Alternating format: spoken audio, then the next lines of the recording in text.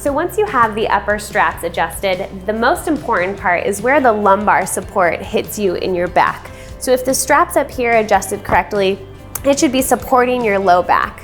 From there, the base straps will come right around the base of the hip bones so that it is sitting just underneath the top of your hip bone and right on top of your sacrum, which is your bone at the very base of your spine.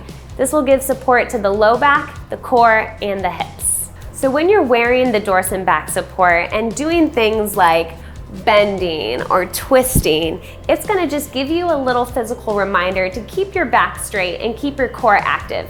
It's not gonna hold you in place, but rather support you into the correct posture during these types of motions. The most common cause of low back pain is bending over and picking something up incorrectly. Bending over incorrectly is when you round your spine and lift something heavy without using your core.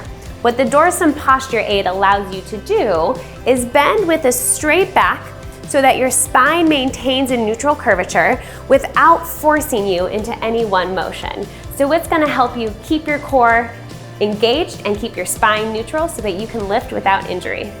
So the fact that these lower straps sit right at the base of the spine and support your hips just gives you a little extra oomph from day to day to keep you supported.